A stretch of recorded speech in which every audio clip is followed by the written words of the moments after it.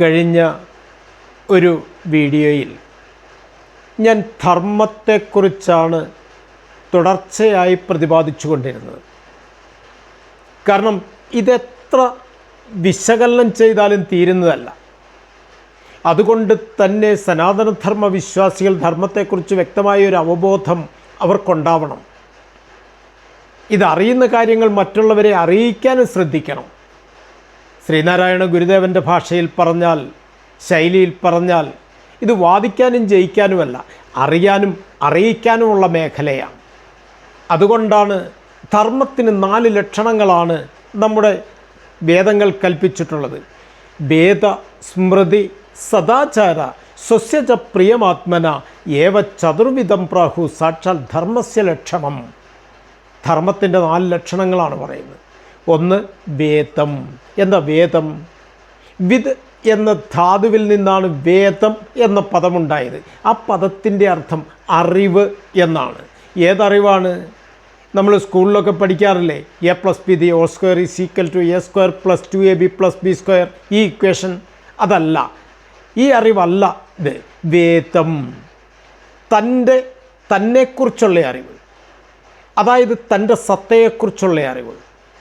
അല്പം കൂടെ വ്യക്തമായി പറഞ്ഞാൽ, ലോകാരംഭം മുതൽ, മനുഷ്യരാശിയുടെ ആരംഭം മുതൽ മനുഷ്യൻ സ്വയം ചോദിച്ചൊരു ചോദ്യമുണ്ട്: ഞാൻ ആരാണ്? ഞാൻ എന്താണ്? ഞാൻ എവിടെ നിന്നാണ് വരുന്നത്? എന്തിനിവിടെ ജീവിക്കുന്നു?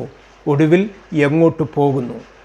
ഈ 4 ചോദ്യങ്ങൾ, ഞാൻ ആരാണ്, ഞാൻ എന്താണ്, ഞാൻ എവിടെ നിന്നാണ് വരുന്നത്, എന്തിനിവിടെ ജീവിക്കുന്നു, ഒടുവിൽ എവിടേക്ക് പോകുന്നു, ഈ ചോദ്യത്തിന് വ്യക്തമായി ഉത്തരം കണ്ടെത്തിയവർ ഭാരതത്തിലെ ഋഷീശ്വരന്മാരായിരുന്നു. അവർ കണ്ടെത്തിയ ശാശ്വതമായ സത്യം അവർ കുറിച്ചുവെച്ചു. അത് വേദമന്ത്രമായി പരിണമിച്ചു. ഇവിടെയാണ് തൻ്റെ സത്തയെക്കുറിച്ചുള്ള, തന്നെക്കുറിച്ചുള്ള അറിവാണ്. തന്നെ അറിഞ്ഞാൽ ഈ പ്രപഞ്ചത്തെ അറിയാൻ ഒരു ബുദ്ധിമുട്ടുമില്ല. അതുകൊണ്ടാണ് നമ്മുടെ ആചാര്യന്മാർ പറഞ്ഞത്, നീ അറിഞ്ഞെന്നാൽ പിന്നെ ഈ പ്രപഞ്ചത്തിൽ ധന്യമായി ഒന്നുമില്ല. ഇതാണ് വേദം.